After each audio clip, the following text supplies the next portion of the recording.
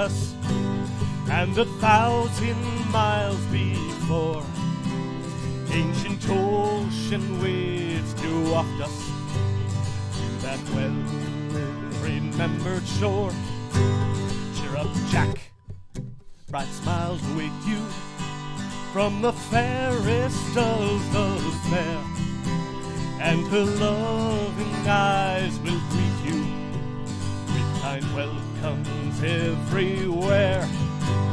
Rolling home, rolling home, rolling home across the sea, rolling home to old New England, rolling home, dear land to me.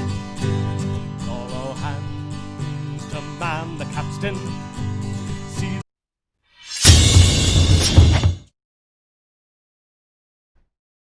Hey, what's up, everybody? This is Agasically Stamus from the Rounding Off Infinity Gaming channel on YouTube, the E2KG Network podcasting channel on YouTube, aka Game Logic on Twitch, back with another episode of the Enough to Keep Going weekly games podcast. Here with me, as I have 25% of the time, is my good co-host and friend, Mr. Swissguard. How you doing, Swiss?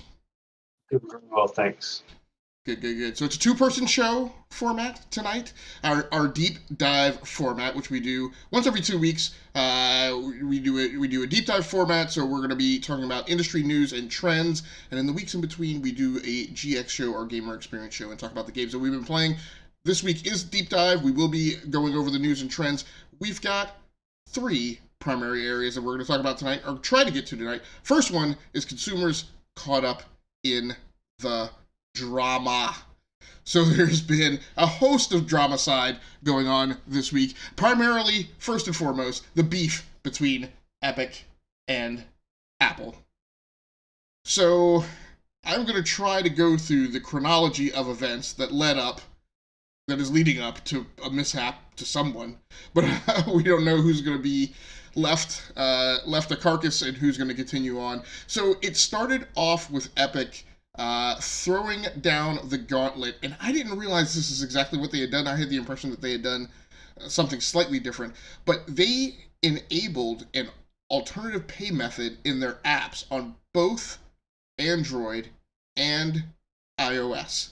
So I had thought that what they had done, I thought that they were advertising in-game that you could go and get V-Bucks at a 20% discount if you went to a platform that allowed you to go straight to Epic.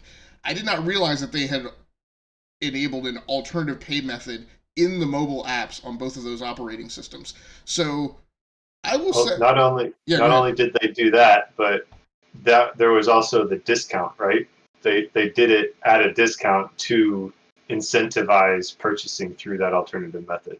Right, like exactly. 20% off. Exactly. If you're not familiar with V-Bucks, which I almost assume that anyone who listens to this podcast is, they are the in-game currency that you utilize to buy cosmetics and things within Fortnite.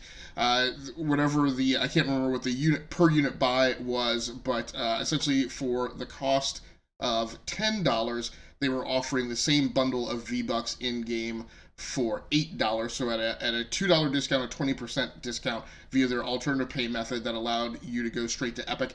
The primary expense that they attributed this 20% expense to was the 30%. So right there, there's a problem. But anyway, the 30% wedge that all mobile stores, mobile app stores, mobile operating system providers tend to take from app developers who sell their wares through their app stores. Again, if you didn't know, by and large, the industry standard around pretty much everything associated with tech these days is a 30% cut. If you that's the standard for the App Store. That is the standard for the Google Play Store. That is also the Valve standard that they apply to developers who sell their games through Steam, and various other outlets in the 21st century modern way of doing life. There is generally a nearly 1/3 cut that the store provider takes for things that are sold through its store. The second round of this, so it is quite a bold move, and it is against the terms of service that you sign when you're an app developer to enable an alternative pay method or do other things to skirt outside the rules of the App Store. If you're an iOS user, if you've never thought it was strange or you never noticed, you can't buy certain things through Amazon. You can't buy movies, for example. What I generally have to do is I generally go and pick up my Android phone, or I go to a different platform and I buy movies for my kids. When Yeah, go ahead. when was the last time? When was the last time you checked that? Because I think that was one of the other wrinkles that kind of has come up later in the chronology, and that may not be the case anymore. That may not. That's definitely been since we've been in lockdown. So it may have been released over the summer. So what Swiss is referring to is that the other nitinoid that gets called out, and the other thing that makes this interesting is this is hot on the heels of the whole Apple Microsoft beef about the fact that Xbox, I'll call it Games Pass, yes, Games Pass, is not available on iOS because Apple has stated that their rules for game apps requires them to review every app. So you can't enable a cloud gaming service. Google Stadia is also not enabled to its fullest extent on iOS. You can't enable a cloud gaming service because Apple insists that they be able to review every single game that you give the person access to. Obviously, if you're a data warehousing type of application that gives access to people for hundreds of games, then you're not going to subject all of those games to be verified or checked or whatever by Apple. In stark contrast to something like a streaming service where Apple doesn't require itself to have to approve every television show or every movie that is on Netflix in order to be approved in the App Store. So the first thing was I was about to say Rocksteady was Epic enabling this alternate pay method. The next shoe that dropped was Apple then removed Fortnite from the iOS App Store. Google did the same thing also, but there's a stark contrast in the conversation in the way Apple's dealing with it and the way Google deals with it. Some of that is inherent and organic to the nature of the operating systems and kind of how they're built. But I also think that there's a little bit of deliberate intention on Google's part to not appear as combative about the removal from the Play Store. Google just said, look, we recommended that they put Fortnite in the Play Store because that's safer for everyone. They chose to violate the rules, so we can't let it in the Play Store. You can still go get Fortnite through other app stores and directly from Epic. So this is the thing with Android, that in order to get things not from the Google Play Store, all you have to do is you have to go into your administrative settings and basically enable side loading. So enable apps to be installed from sources other than the Google Play Store. It is not difficult to go in and enable that. I would claim that I'm a generally secure user. When I first downloaded Fortnite before it was available in the App Store, I enabled side loading, went in and downloaded Fortnite, and once it was installed, immediately went back to my admin settings and disabled side loading. That's just kind of normally the way that I operate. Whereas in the conflict with Apple's has gone on to say a lot of things, like you did this to yourself, you were well aware of the rules, you deliberately chose to violate them, therefore we're going to pull you from the store.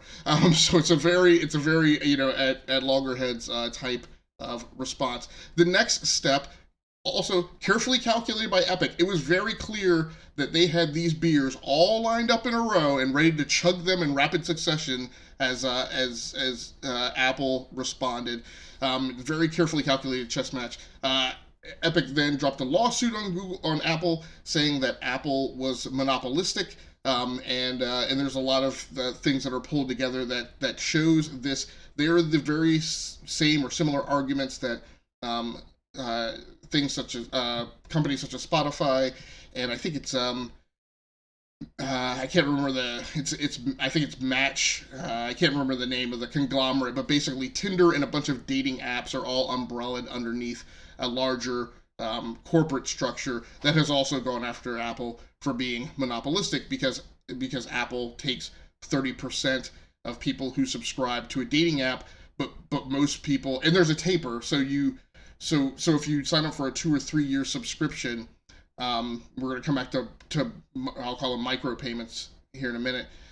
you give Apple a 30% cut the first year, but then the second year I think you only give Apple a 15% cut.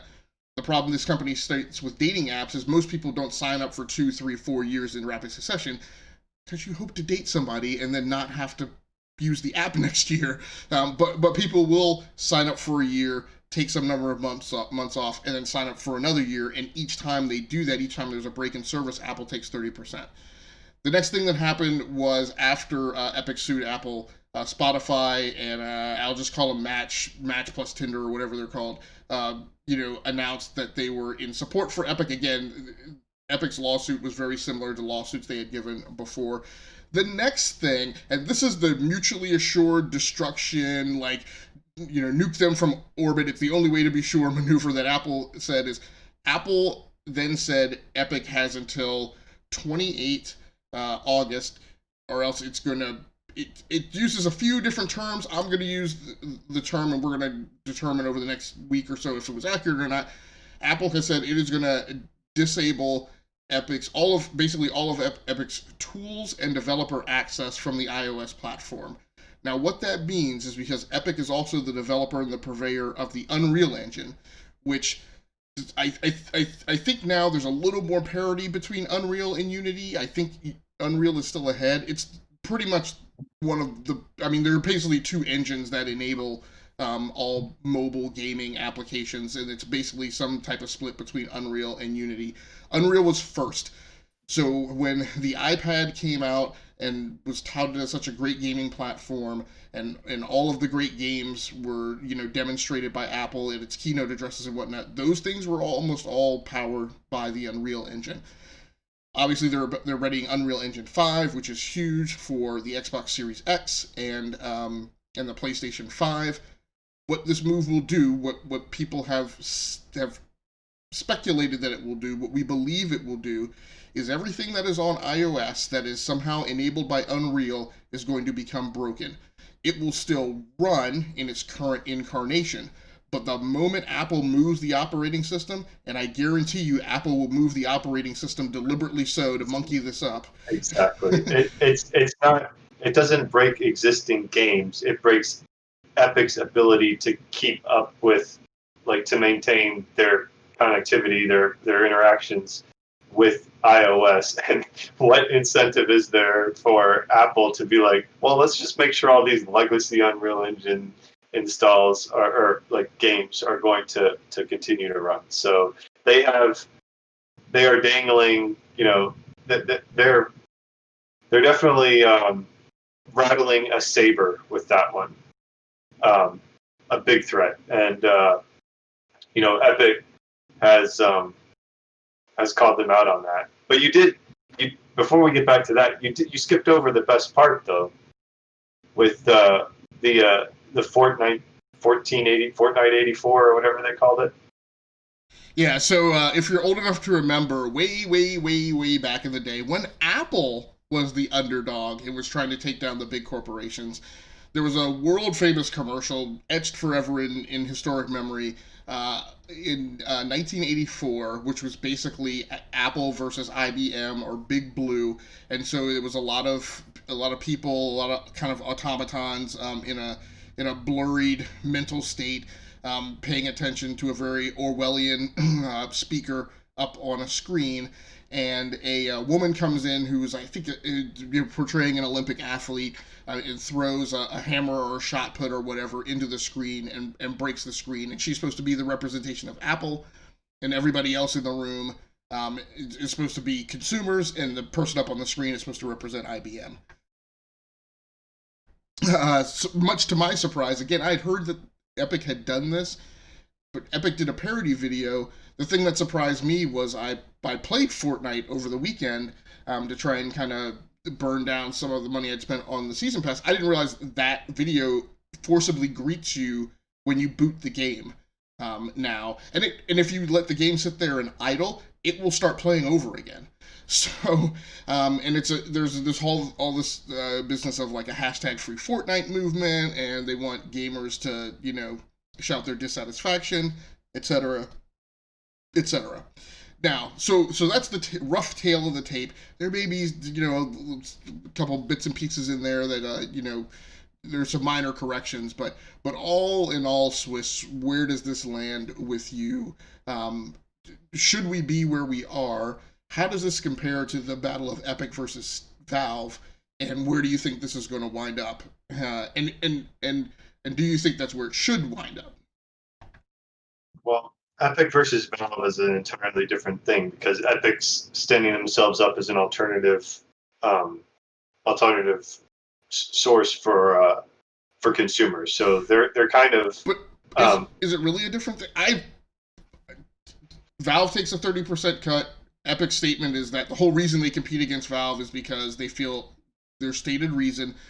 They feel it should be more egalitarian in that more money should go to the developers. It's the same argument in their Apple. But it's Google. not. But it's not because with Steam, anybody on Windows can download the Epic Store, the Epic client, and use Epic storefront to play Fortnite or whatever, or to buy other games. Like they're trying to introduce themselves as an alternative in the marketplace. Now, the justification is, yeah, we think that the pricing should be less. Well, that's their prerogative as now a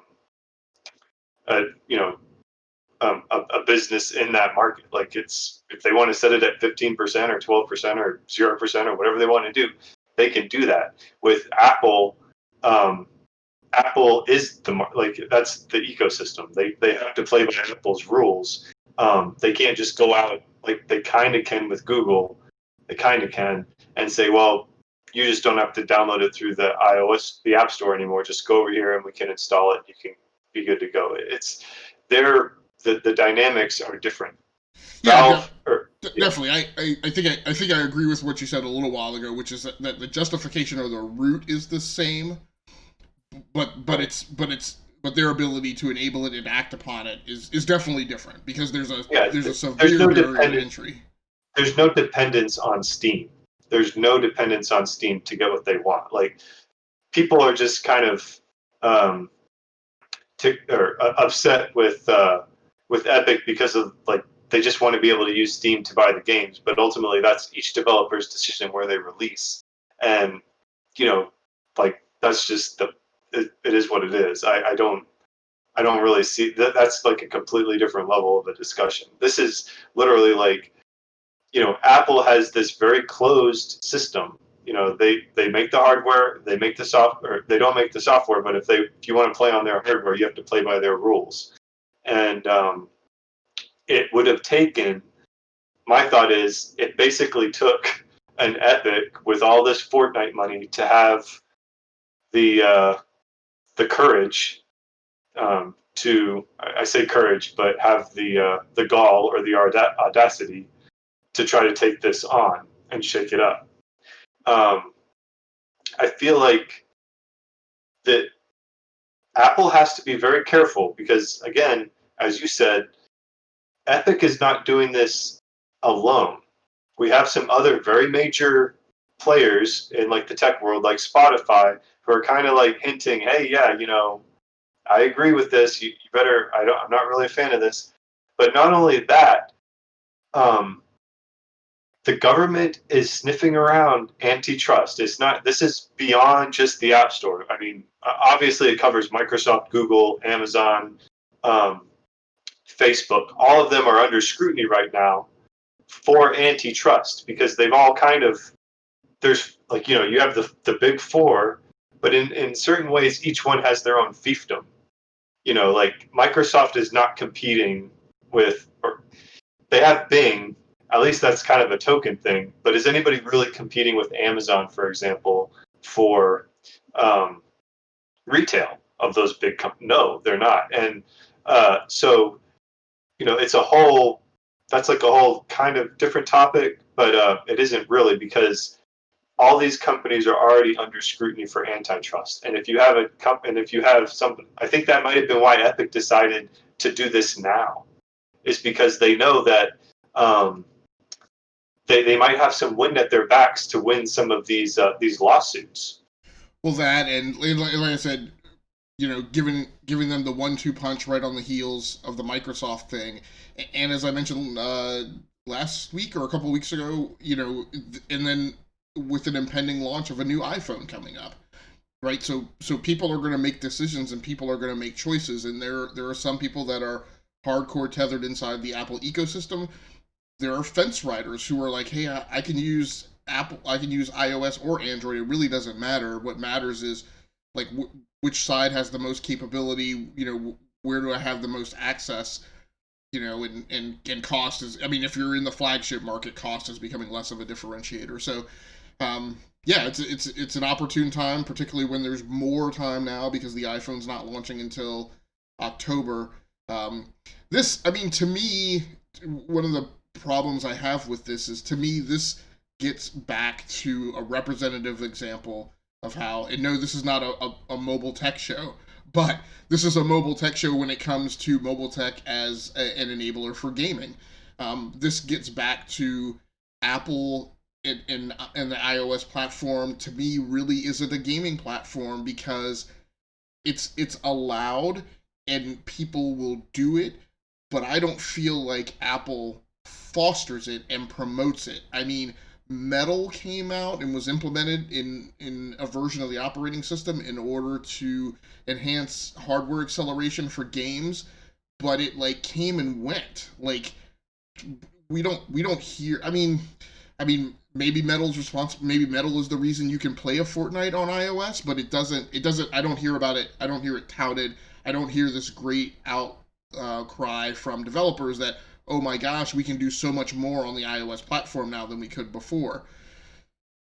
Again, Apple is firmly standing in the door of enabling cloud services, and believe them, trust them or not, like the fact of the matter is that they treat those cloud gaming things different than cloud television things and cloud movie things. And we constantly talk about about drawing those lines of comparison between those two industries, and yes, they are different, but there's a lot of similarity there too. So it escapes me. I mean, this again always gets back to how the logic behind the App Store and the rules of arbitration of like what gets approved and what gets not seems very arbitrary, right? Seems very random. Can be applied one way in one case and another way in another. So, well, that's like a good segue into one of the other things that I believe Epic has brought up, which is Amazon got a special deal to enable, if you do the video purchases through iOS, they skipped that year-long 30% cut and go straight to the 15% cut, apparently. Is what this internal, they asked, I think they asked Jeff Bezos about it, and he says, private discussions are private, but that apparently was the deal. So I get that's probably going to look, if the antitrust stuff is like being, sniffed about, and, they're playing favorite, so to speak, like that's going to be, I expect that to be hammered by, Epic's lawyers. But mostly though, for me, like at a personal level, like it's just, I think, interesting to see two major players like this like slug it out in the court. Like it's starting to be like, it's just like, whoa, that escalated quickly type thing. It's like, so it's interesting from like an objective, like outside tech level, but it's going to have, from just like a purely, it may seem right now it's confined into like a spat like that, but this is going to have vast ramifications, I think, because I think it's almost lighting a match on all this antitrust stuff that's already been kind of hovering about. So it's going to be very interesting to see how this all plays out. Yeah, it definitely heaps fuel on the fire. I mean, I'm a little bit all over the place with how I feel about this. I mean, Epic can't be considered innocent for enabling an alternate payment method within the app. I mean, when that's a no, right? Right. So right. Their desire, whether the 30% cut is right or not, it's definitely right to have that conversation and to have that called into question.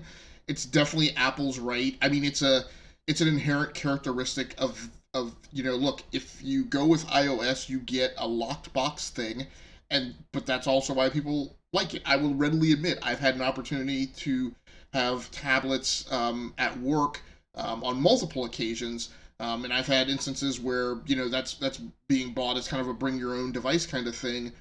When I have to make that personal choice between an iPad and an Android tablet, I've always chosen an iPad because of its reliability. I'm like, I really like the freedom and flexibility of the stuff I can do, but I can't be in the boardroom, right, in the middle of a meeting and have this tablet upchuck on me, right, and lose my ability to write notes. So, there's some inherent goodness that's bought, from that, the baggage that brings that 30% cut along with it.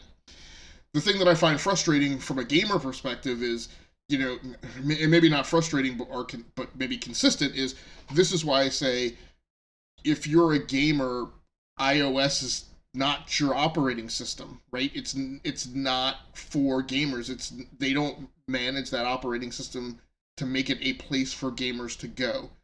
They allow developers who like iOS to put games on it, but they don't really, in my opinion, go out of their way to do the things that could be done to. The Apple TV would make a wonderful gaming device, but it's not, right? The Mac Mini could be a wonderful gaming device, but it's just a skoshly priced out of the range of somebody to buy that and use that as a reasonable gaming box. What, people will argue about, whether or not the GPUs are powerful enough in the MacBook Pros. The MacBook Pro, the 15-inch MacBook Pro was in reasonably in the ballpark price range to be bought as an alternative PC gaming system during the days of Windows Vista, right? But it's not now because at $2,000 you don't get a dedicated GPU, right? So, I mean, things are not done on that platform to really appeal to gamers, and this to me is like further proof of that. I mean, Google, I almost feel like Google is an innocent bystander caught in the splash damage spray of what's going on between Epic and iOS. Sorry, I don't Um, understand. I think that I can see both arguments. Like, definitely, like Apple's like, hey, these are the rules. You knew the rules. You want to you want to play in our sandbox. You got to play by our rules, and like, I get that. So, from the like you said, from the gaming perspective, I'm kind of just watching and see what happens. But I'm almost more interested in seeing how this plays out across like the reverberations across the wider industry. yeah, I mean, I don't want to say. I'm sorry. Go ahead. I was gonna say like you said though, Epic isn't a lot of those reverberations deal a lot more with like the little like individual people that are saying like YouTube shut me out because of X or I can't show up on Google's whatever because of Y. Like so it's a little bit different. Like Epic is not necessarily like you said a sympathetic oppressed like type person. So it's they're a powerful company, which is another interesting angle on it. But that's kind of how I look at it. Yeah, I mean, I'm a Cold War kid. Like, I liked things back in the days when there was like a very clear us versus them, rather than it's us versus everybody, and anybody who looks like anyone else could at any one point in time be an enemy. So, I don't like it when parents fight, when families fight, but to me, to a certain extent, I kind of like the compartmentalization and the clear lines being drawn. That at least this fall, if you are, I won't necessarily say a millennial, but if you're in that demographic of people who don't like to own stuff, and you don't want to buy another box, but you're a gamer, and you're like, I have my phone. Why can't I play games on my phone? Why can't I play the same games that guy over there is playing who bought another box? I don't want to buy another box, but I want to buy those games. The lines are clearly drawn now that if you want to play those games, you don't go to iOS, right? You go to Android or whatever. But if you want to play Project X Cloud or you want to play Stadia, it's pretty clear where you can play those, mobile wise, and pretty clear where you can't. So, um, at least people won't have that contention this fall. Um, so I can't believe that anybody thought this was a good idea, but Oculus VR will start requiring Facebook accounts, and users aren't happy. So,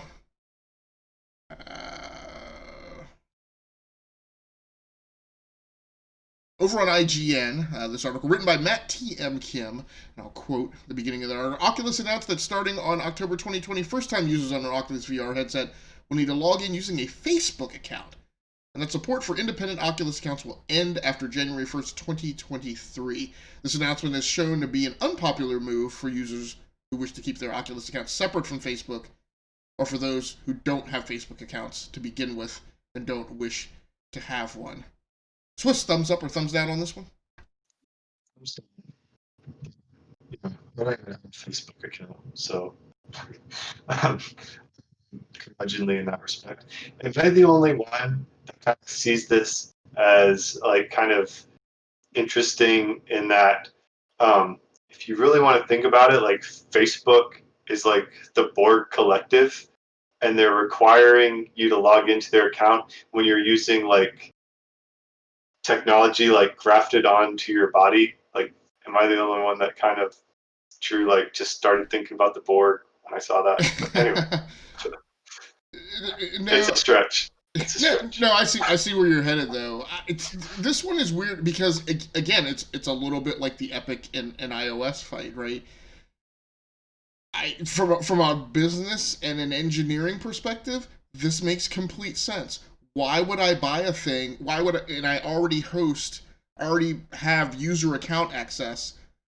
Why in the world why would I not just synergize that and make that the same across everything? I have Instagram, I have WhatsApp, I have Oculus. Why am I not heading towards single sign-on and everybody just using one user account registry? That makes my life easier. My maintenance tail is smaller. It takes fewer people to maintain it. It's not as complex. I don't have data scattered around all over the place. But there's something that obviously is going to make this is kind of like when you tell engineers that they're working sales, right? It's that negative gut reaction to that engineers have to that term, that gamers would have to, that lots of gamers have to being associated with Facebook when that was not their initial desire. Now, a lot of times when these things go down, I go, well, you should have known. It was public information. This shouldn't be a surprise. But this one, I don't know, man. Do you feel like people should have seen this one coming? No, I mean, I don't know. I guess I didn't. I'm not surprised that it happened, like you said. From if you're a Facebook business executive and you're looking at Oculus and you're looking at, wow, there's a whole lot of data there that we're not, like you said, synergizing with our vast mountains of other Facebook data. We'd like to do that. It makes sense, but I guess I've always had a little bit of a hard time kind of trying to figure out what Facebook is trying to do outside of social media. And I know this is starting to stray from like the gaming talk, but there was a point at which they were building hardware, like networking hardware, like switches and routers and stuff. I think I remember they were trying to do something a little bit different with that, and I don't know if I mean I know nothing came of it. I'm pretty sure nothing came of it.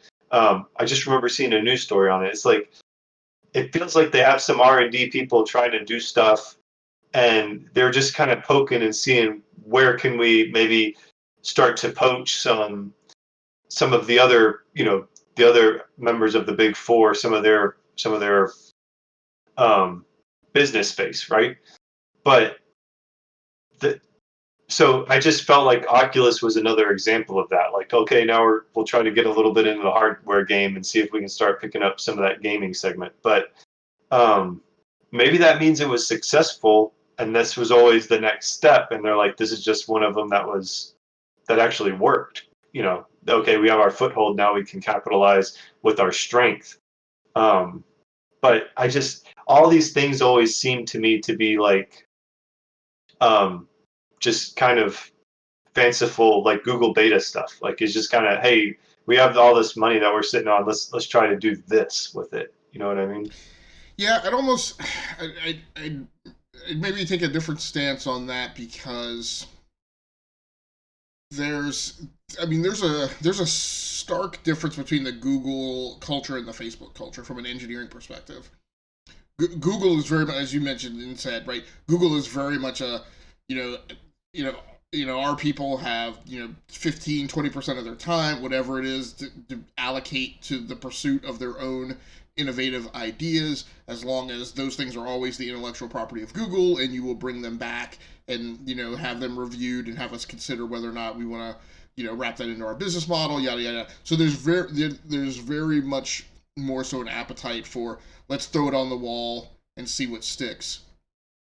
Facebook ran on PHP for many years when it first became a big company. And you know very well, I don't let people build things on top of PHP because it's an old, in my perspective, it's an old, antiquated programming language that's like far too procedural and not carefully enough, controlled, and people can just write code willy-nilly and yada, yada, yada, right? So Facebook is much more so, Facebook is interested in advanced technologies, but I almost feel like when they do something, it's more deliberate than Google. Google highly experimental, whereas Facebook may look like they're doing something innovative, but it's always with a very deliberate intent. That's fair, I think. Maybe I just don't really. Maybe I just haven't ignored the long game. For me, like it reminded me of the like the networking hardware. I'm like, well, that's strange, but yeah, if they're like you said, if this was a deliberate move, then the integration with their ecosystem was inevitable, right? Just like the board. Yeah, and I guess I feel like, when I say deliberate, you could also quickly sidestep that to conniving.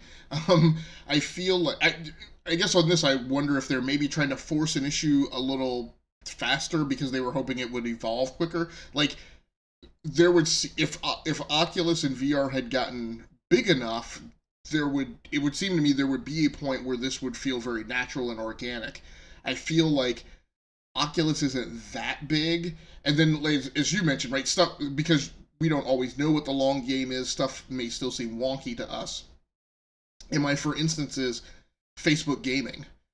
I don't know what the heck that is, right? All I know is that it at some point it migrated away from the Zingification of farm animal games to regular AAA kind of let's get gamers in here and put on Facebook T-shirts and help build our live streaming ecosystem. So, look, Oculus is people's data, right? And it's experiences that can be, I guess, portrayed or shown or captured online. I just don't know. So merging of the accounts seems like a pretty innocuous deal, although it's causing a big flap. What I don't know is, as you were talking about, I don't know what the long game is. I know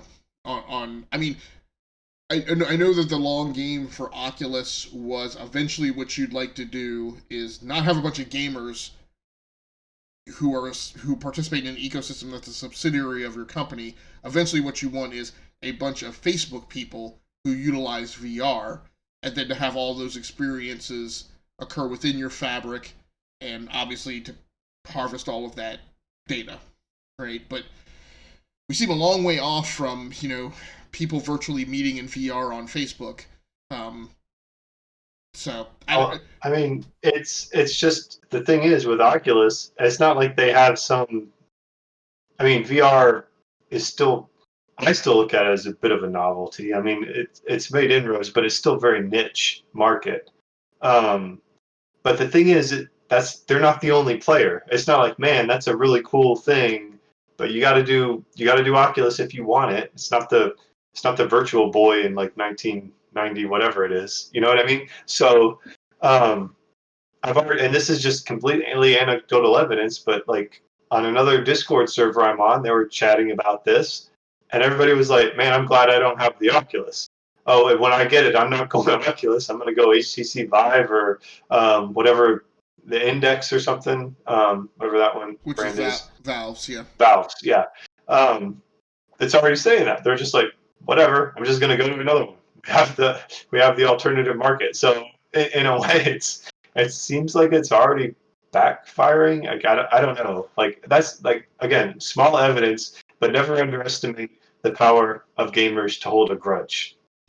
Right. So. Let's talk about gamers holding a grudge, as I still hold a grudge against Valve and what I feel like is their draconian refund policy. Steam users want 2-hour Microsoft Flight Simulator refund time extended. Now, Valve has actually capitulated on this in the latest update to the story. So the ripple is that Microsoft Flight Simulator, and they're not the only ones guilty of this. This happens with Ubisoft games. So, all of you haters who don't like Microsoft, let's not take it out of context.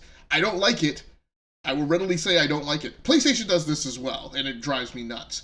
But the point is that when you say you're going to download the game, and the game says that it's downloaded, you haven't actually downloaded the game. What you've downloaded is a launcher. And then once you launch it, then the game goes out and gets all of the additional files. This has also been happening on mobile for time immemorial, and it also drives me nuts.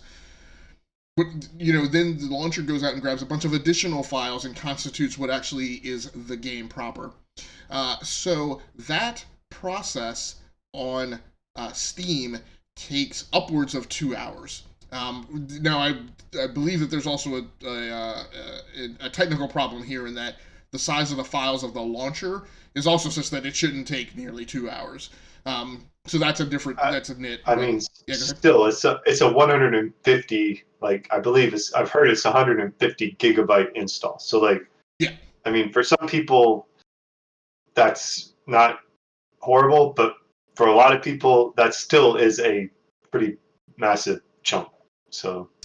Yeah, just on sheer size. It's Microsoft Flight Simulator. I mean, Call of Duty is 110 gigs. But yeah, I mean, sizes of games and how they're packaged these days, are becoming more and more of a problem, and we're going rapidly into the next console generation, and it's just going to get worse. But the problem is you download the launcher. It takes an inordinate amount of time. Let me back up. You download the launcher. Once you get it, however much time that takes, that time doesn't count against you. When you launch the game, your 2-hour ticker for Valve's refund policy on Steam starts counting. And what you have from that point is an additional 90 plus gigabytes to get to 150 gigabytes or whatever it is to download the game, and that's what's taking people longer than 2 hours. So the problem is that before you can even check the game out, your 2-hour time has expired. Again, I clump this because my big problem with this is it's not just the download. I'm actually happy this happened because it highlights the issue that I found 2 years ago. It's any time that the behavior of the game, and in my opinion, troubleshooting or investigating or having sufficient trial time with the game is impacted such that you cannot make an effective decision within the 2 hours, right? That the refund policy and that time limit is problematic. The other problem I have with it is the game could be on pause, right? There's no instrumentation or attenuation within the Steam system that accounts for that. So, I'm a parent or whatever, right? I boot the game up, a baby starts crying, I go to do that, the game's on pause. I don't, right? That happens. Something comes up, phone call comes in, the game's on pause, that time counts against you. 2 hours to me is far too restrictive. In my case, 2 years ago, it was NBA 2K18 or whatever it was. It ran horribly on PC, it ran fine on consoles. It took me longer than 2 hours to find all of the bugs and all of the problems that eventually brought me to the decision of, like, this is not, like, I can't even get through this. The other problem was I was trying to stream it at the time, and that was taking up time as well. So, people are asking in this case, because of the sheer size of the download, to have that extended 2 hours. What Valve has come back and said is, look, the download time will not count against you. Now, my problem with that is again, the UI and the data feedback loop, there's nothing that tells you when now there's nothing that tells you when Valve is starting their magical timer on that 2 hours. You hope that they're able to even see the line of demarcation that tells when your download is going, but we don't know that for certain, right? The only thing we know is that they've instrumented this timer that starts whenever the launcher executable goes into run. And as far as we know, there's nothing else. There's no other data, telemetry coming back to them that tells them, right, when the files are downloaded and the game proper starts running. So, I don't know your feelings on Valve's refund policy. Have you ever run up against it? Because I will readily admit, I've only run into it like twice in like 12 years of viewing the system. I've never really tried to play with it. It completely, I think people are justified in complaining about it. Like, your complaints are 100% justified. It's kind of a rock and a hard place situation from Valve's perspective, because if you're too lax with it, you're not, people are going to abuse the system. So I think that just means they need to have some more of like a more explicit way of keeping track. I mean, like, if you're on a PlayStation, you hit the PlayStation button, you go out to the dashboard. Like, if Steam did something where, like, okay, fine, whatever, you bring up the Steam overlay, that can be like a pause that doesn't require the developer to implement it. Now, people have to understand, if you don't want your meter to run, go out in the Steam overlay. But at least that could be something, like you said, in some of these cases where, wait, I need to go look something up on Google because something's acting goofy or whatever. I can jump to the overlay and then do what I got to do. So. No, I completely agree with you. It's less so that the policy is bad, and it's much more so how they enforce it. But my problem where I ran up against the 2-hour time limit is it wasn't necessarily a hard problem with that being a policy. As you mentioned, you got to have something to keep people on the rails. The problem was when I tried to express that through multiple instances through customer service, like, nobody wanted to hear it. Like, it wasn't even in the realm of, like, it's like, your 2-hour timer started, your 2-hour timer ended, you're done. There's no refund option. That's what it felt like with Minecraft Dungeons through the Microsoft Store, which is like, I haven't been able to play it. I want to play multiplayer. It gives me an error. It's been 2 weeks. Oh, well, sorry, you've been 2 weeks, but I haven't been able to play it. It doesn't matter. It's been 2 weeks since you bought the game. There's nothing you can do. It's almost like this zero tolerance policy is the real problem. So, in a sense, though, it's kind of good that Steam's actually listened a little bit, but maybe it's just because there was like an avalanche of complaints on that. But they didn't go the route of, well, that's our policy, sorry. Which, I mean, that's a very small, like, bar to, like, clear. Like, I feel like I'm, like, grasping at straws for like giving customer service reps a pat on the back, but at least it's better than something. That's my like customer service story. No, I mean, I don't disagree with you. It'll be curious to see as the future unfolds. What factor made them listen this time? Was it the size of the download and the fact that they foresee that that's going to continue to be a problem, and so therefore, they're working on something to address it, so they wanted to be attentive this time and listen?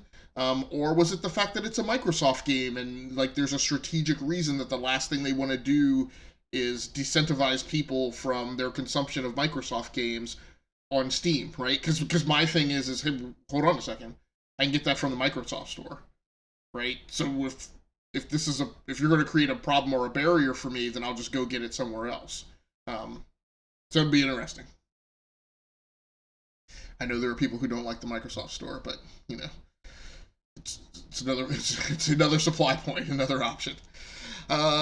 Next on our rundown in consumers caught up in the drama, we're just going to blow by these. Obviously, President Trump made threw some shade in the direction of Tencent. More so, he was specifically going after, and I won't say he, I'll say the administration was issued executive orders against Tencent, yes, but specifically with regards to WeChat and TikTok. It would be very easy for gamers, noticing this going on, to be concerned that this would impact gaming transactions with Tencent's properties, which include Riot Games and Epic Games. It does not extend that far. So again, it was specific to, as far as I can tell, to WeChat and TikTok. So you're safe. Additionally, a very beloved studio, Rocksteady, out of the UK, part of Warner Brothers, developers of those great Batman games that so many gamers love. I note them mostly for, more importantly, for coming up with the combat system, which is present and used in both the combat systems engine, which is used in both the Batman games, but also has been ported over to be used in Shadow of Mordor, in those Lord of the Ring games. Can never keep straight what the name of the sequel is. But they were also called out for inaction over sexual harassment claims back in 2018, as have impacted many companies. Not at the scale of Ubisoft. And also, it just kind of came in as a one-off, not in association with like a rash of companies who have been impacted by this. So neither of these stories are inconsequential.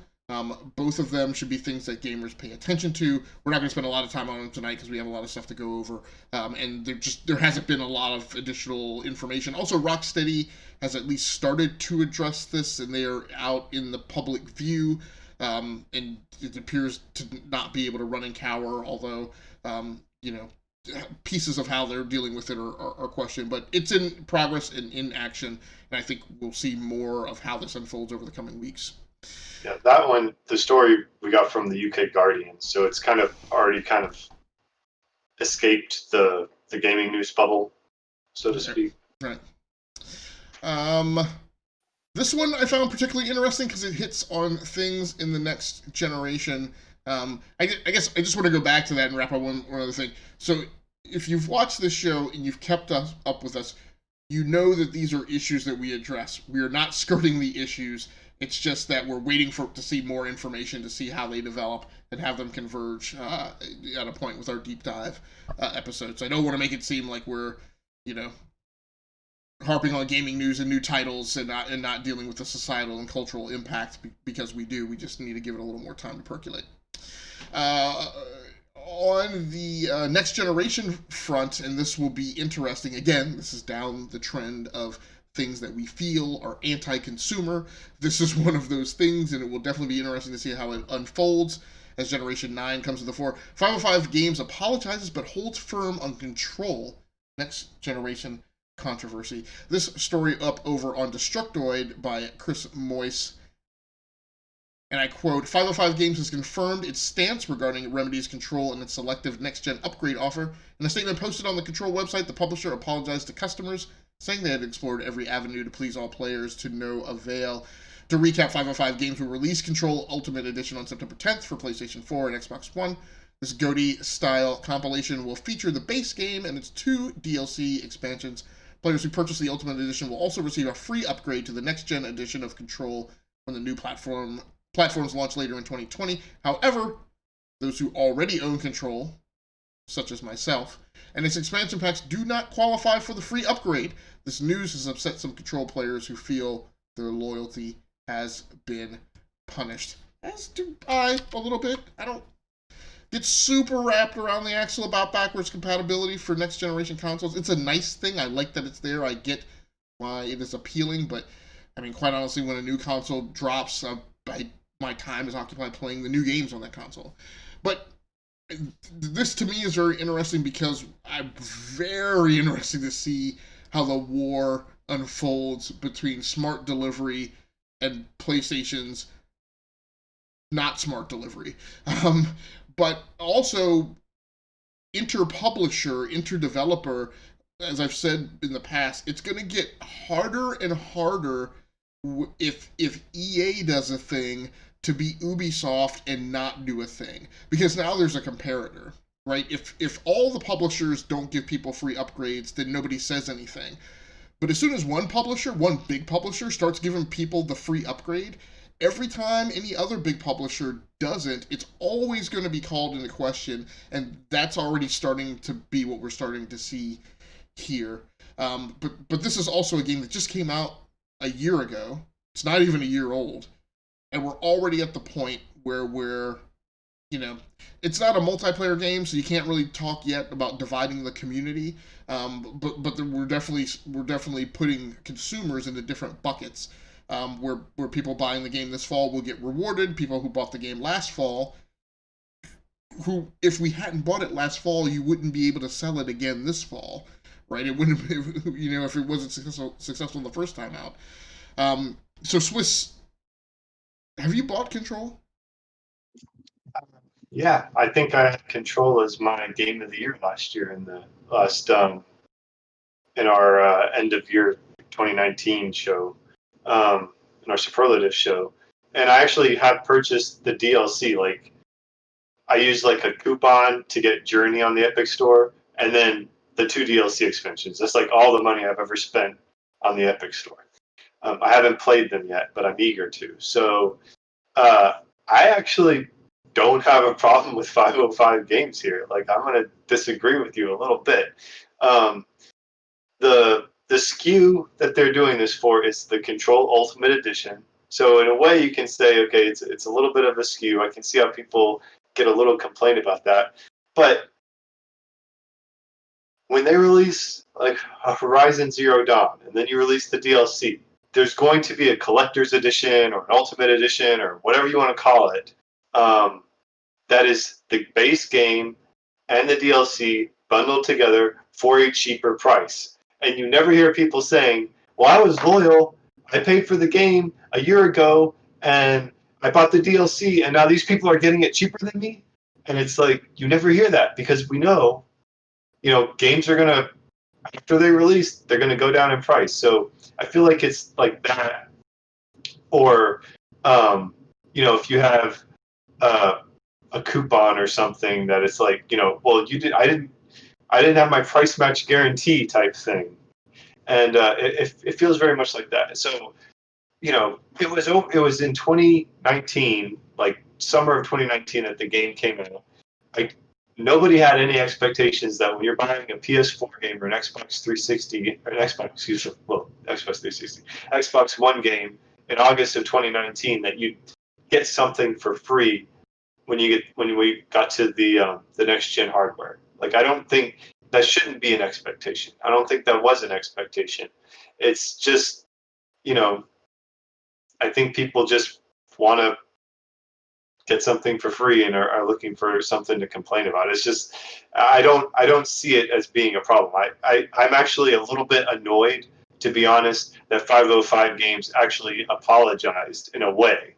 They said, sorry, but we can't do this. It's like, no, you didn't need to apologize. You built this game over a year ago. You put out the DLC, and now you're doing what everybody does and putting it out there again at a cheaper price. And that unit is the one that's coming at the demarcation between the current generation and the next generation so that, all like free like upgrade comes into play. So that's kind of I think it's pretty cut and dry from 505 Games perspective. So I'm going to differ with your differ, and and my difference is the hinging on. So I don't think. I mean, I don't question. I don't think anybody would question the first part of your reasoning, which is you bought the game last year as a standalone single player game. You bought the 2 DLCs that came out of that. Obviously, we're going to bundle it the following year and give it to people as a GOTY discounted price. I think gamers understand that. What's tough here, and it unfolds in their explanation, is that when we looked at giving a free upgrade to gamers across the 3 platforms, right? Because we're talking about Series X, PlayStation 5, and I guess PC, but I don't think in PC there is no upgrade. So that means that there's only 2, right? It's PS5 and Series X. My gut is telling me this came down to Microsoft saying, yes, just package it in smart delivery and they'll get the free upgrade and we don't need to keep talking about it, versus how that would look like on PlayStation. And not saying that Sony said you can't do it on PlayStation, but there's a technical hoop in that there's not a similar implementation to smart delivery packaged within the service layer like there is on Xbox. I mean, with their statement, it says every avenue we pursued, there was some form of blocker, and those blockers meant that at least one group of players ended up being left out of the upgrade for various reasons. And so, much as I sometimes do with my kids, since everybody can't have the thing, then nobody can have the thing. But I feel like I'm hoping eventually someday we find out. I feel like what this says to me is that there was some difference between platforms, and I don't know if it's smart delivery, but the point is that there was some delta between the platforms that meant we could give the free upgrade to one demographic, but we couldn't give the free upgrade to a different demographic. That's like highly speculative. I mean, just No, the Swiss. It says it right there. It says every avenue we pursued, there was some form of blocker, and those blockers meant at least one group of players ended up being left out of the upgrade. No, but with the Series X versus PlayStation 5, But I feel like those are the only two platforms, right? no. I'm looking at it across. No, because the whole thing is like people that are buying it on the PlayStation 4 and the Xbox One are the ones that are getting the upgrade, and so it's if they have these enhancements with the Ultimate Edition, you know, well, I don't know. Maybe you're right. Like if they're able to implement it on the PS4 and the Xbox One,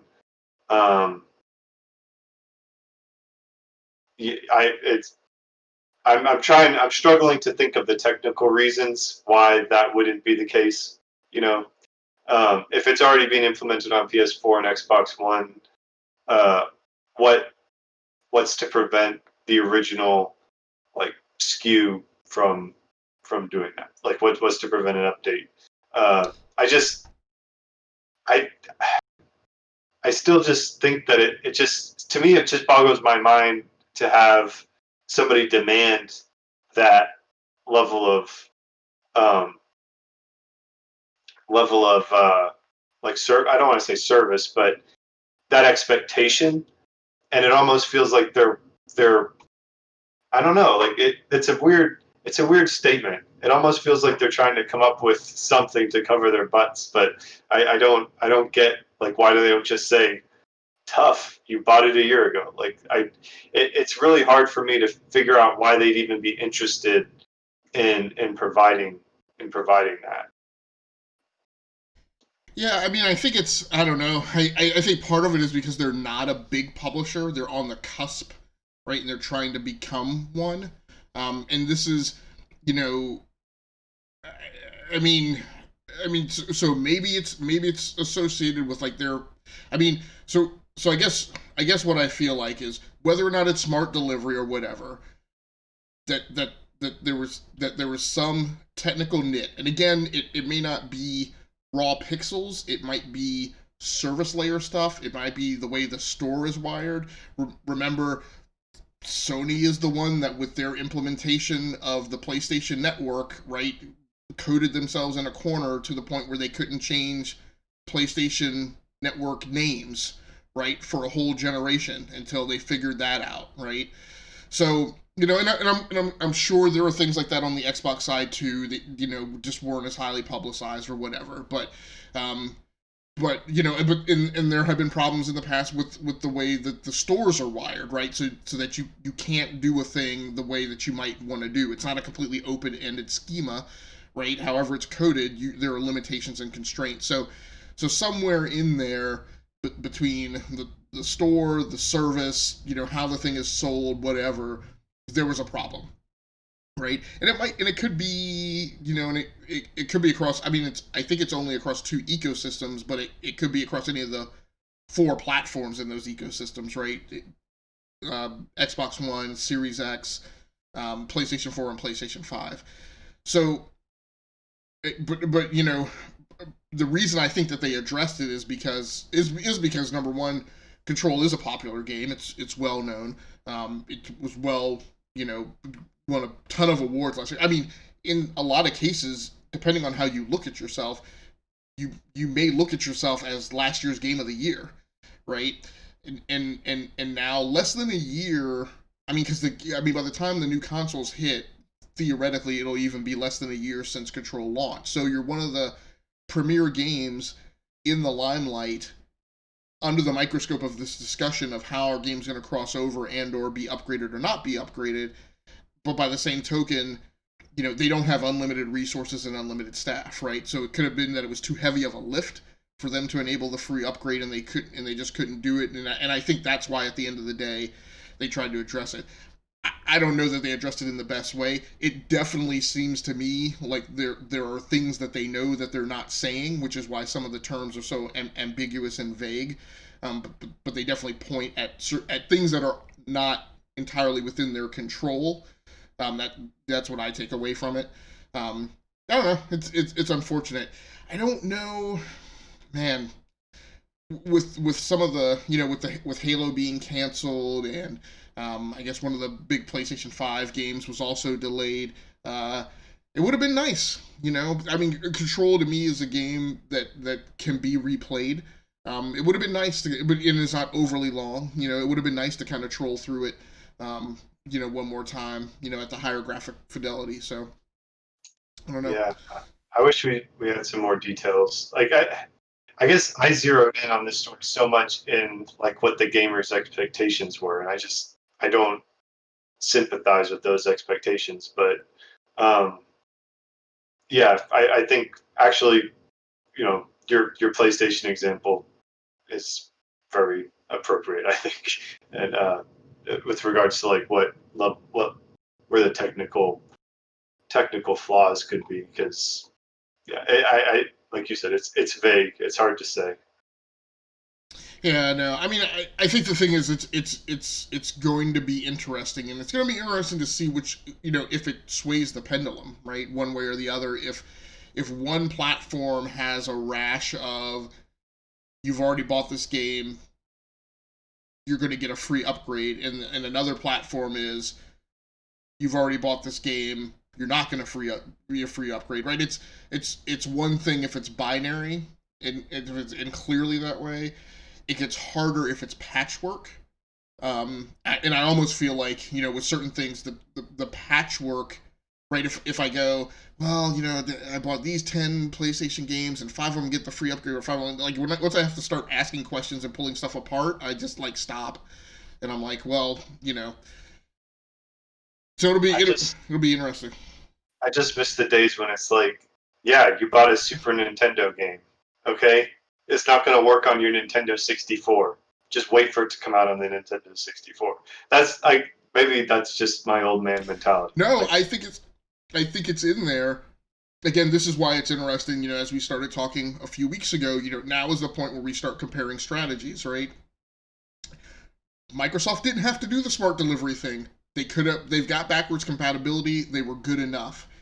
They had to pile on that smart delivery thing, and now in my mind, it creates a strategic problem for Sony, but on the drill down, it's also going to create a problem for people who are putting games on Xbox. It creates a problem between publishers, right? Because again, a publisher can come off as very consumer friendly, a publisher can come off as very consumer antagonistic. So it'll be like I said, it'll just be curious, to see what the tally is as we head in towards the end of the year. So we're about 10 minutes over our 1 hour target time. Is there anything key in the other stuff that we didn't get around to that you feel like we should bring up? The only interesting one I think is like the Total War Saga. They had that one day that it was free, and I downloaded it because it was there. It was free. Did you pick it up? I did not. No. Okay. Well, I was one of apparently 7.5 million players that downloaded a free copy of Total War Saga. And if you think about that, like, I mean, what do we consider like a game like in the launch window that is like a hit game for sales? Like one, like, well, I mean, you cross the threshold when you hit 1 million, right? Like right. 2 or 3 million, you're knocking it out of the park. So 7.5 million got the free copy of Total War Saga, and this, from what I understand, is not like a game that's generating a lot of microtransactions. So, kind of curious what the. And it's not even a big Total War game, right? This is one of their smaller little kind of, I'll call them like gamelets. right? It's and maybe that's why they're willing to do it, to whet your appetite for the next big one. But it seemed like very overly generous, or it's just Fortnite money that they trying to burn with a blowtorch because they have nothing else to do with it. yeah. I come back around on the thing we started the show with, right? Which is how it's curious to me, not with you specifically, but with some of the arguments and things I've seen on Twitter. It's curious to me the people who are supportive of Epic taking on iOS and the Play Store, but are not supportive of Epic taking on Valve. And one of the statements that I saw, which I just think was that don't think Epic is out for the little guy. Remember, they're the ones who tried to establish a monopoly by offering exclusives and keeping games off of Steam. And I was like, hold on a second. So I think Epic's strategy is far removed from the notion of creating a monopoly about PC gaming. I think that's an incredible stretch. But in general, just the business optics on, look, if I'm short but powerful, I'm not gonna stay out at range and long jab against a boxer who's taller and has a longer reach. I'm gonna get in close and try and pummel him. Why? Because that's how you compete. You compete on different grounds. Microsoft decides that they can't go toe to toe with Sony, console to console, unit sold to unit sold. So they take an alternative strategy. That's just what you do in business. IBM starts getting its lunch handed trying to sell PCs, so it becomes an enterprise services company. BlackBerry can't sell phones anymore, but people really want the BlackBerry internet server, technology. So that's what they like. I struggle with people who get mad at Epic not competing head to head with Valve when Valve is the incumbent. It would be impossible to unseat them playing their own game and then have a problem with them coming up with an alternative strategy. I understand, people who don't like exclusives and don't like games not being on their chosen platform. Okay, but like the notion of not taking an alternative strategy, I don't understand. But then again, then I don't get the consistency between. I don't have a problem when they do it against these guys, but I have a problem when they do it, against the others. So this to me, 7.5 million players. There's goodness all around in taking their alternative strategy path. And the article mentions that for Sega, who owns Creative Assembly, essentially Epic paid them for those 7.5 million copies, so they didn't have to worry about it, right? Yeah, no doubt. There's from Sega's perspective, there's zero reason to give away 7.5 million copies of a game. It's just they were definitely getting paid. So the incentive might be to be willing to do it is I'm sure they could have made more money. I'm sure they didn't get $60 a sale, but they probably wouldn't have gotten that much exposure. So that was the trade-off for them. And do you know? I mean, you and I have both played the Total War series. I haven't played the smaller Total War games. These things that they started 1 or 2 games ago, which is the Focus Total War. They did Total War Britannia, I think. And then this one. Are those $60 games, or do they sell them at $29.99? The Play Store, when it was telling you that it was free, had $59.99 marked out. So. They at least were labeling it that. Whether that's an MSRP that never got utilized, I don't know. But no, I haven't played any of these. I'll play it eventually because I haven't. Yeah, no. This reminds me of kind of man, was it back in the? I can't remember when it was, but there were these small games that they were Sid Meier games, but they were smaller games, like Gettysburg. So they were kind of at the skirmish level, and you would play, these smaller scenarios. So they weren't like this big epic opus thing like Civ is. but they were these smaller engagements that were very very intimate and very like hyper specific in your approach to them, and they were. But they were equally great. But they were the type of thing like you would chew on them for like a Saturday afternoon, right? You couldn't play, you play a whole set of eons or whatever in Civ. That's several days of gaming at night. So it's interesting. It's good. The positive game side of this is it exposes more people to the Total War series, which I think is good. For gamers, and it exposes people more so to Creative Assembly and Sega in their properties. So wins all around, I think. Anything else that you want to go over? Nope. This has been like a very meaty episode, I think. Right. Last thing I'll mention walking out the door is I will mention that 4A Games, who is a purveyor of the Metro games, which I'm a big fan of. There's been Metro 2033, Metro, I can't keep them all straight, Metro Last Light, I think, and Metro Exodus, which just came out last year and is available on Stadia. I'm a big fan of those games. They're a little slower, but first-person shooters. But to me, 4A Games is kind of what Crytek used to be. Just in terms of like games that are punishingly exacting in graphic detail. They don't have like the same kind of machismo or self-assuredness as Crytek, which is good. They're a little more humble, but they definitely believe in pushing their tech. They have been acquired by Embrace, who I think is somewhere in is like the Koch Media or Koch Media group, and owns Saber Interactive. There was mention in this acquisition that Saber is working on a big AAA first-person shooter, and that's kind of one of the first assignments for 4A Studios is to come in and help them with that. I have the sense, my gut is telling me that this is a big multiplayer, maybe not quite battle royale thing, but definitely a big 64-player kind of multiplayer game, and they want 4A to help with polish and physics models and bringing some of the exacting detail that they've brought to first-person shooters. And there's some also discussion in the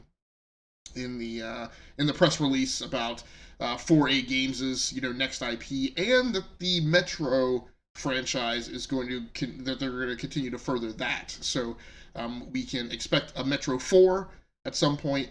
And or some other kind of reboot or renaming or rebadging or furtherance of the series, and that I find pretty exciting. Particularly, that may land on next-gen consoles.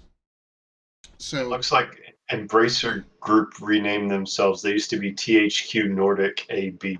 So it's like I'm trying to like thread through like all like the interactions that were in the past. So it's So that's it's Embracer is THQ Nordic?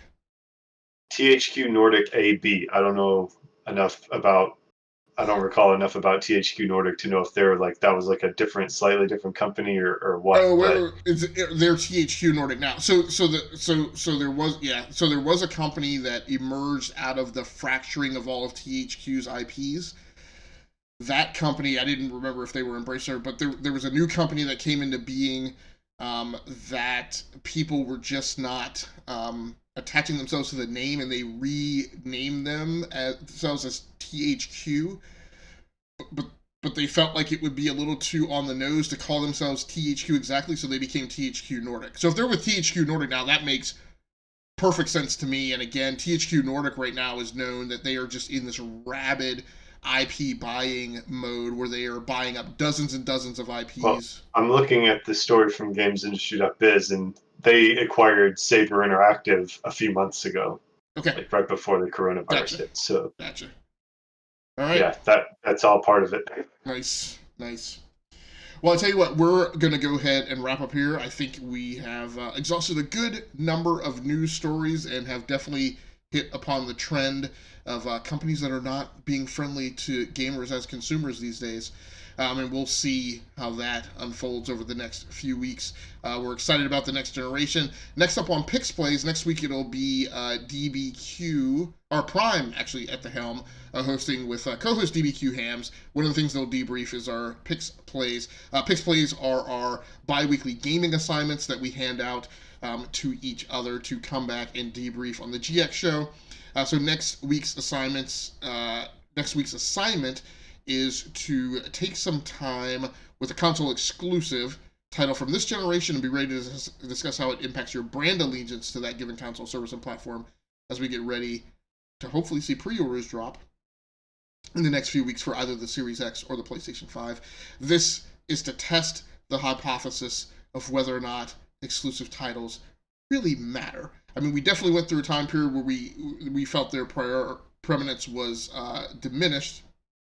And then in this console generation, that topic kind of came back hard as a divisive point of differentiation between the Xbox One X and the PlayStation 4. Not as big, we thought, or it waned definitely in the 360 PS3 time.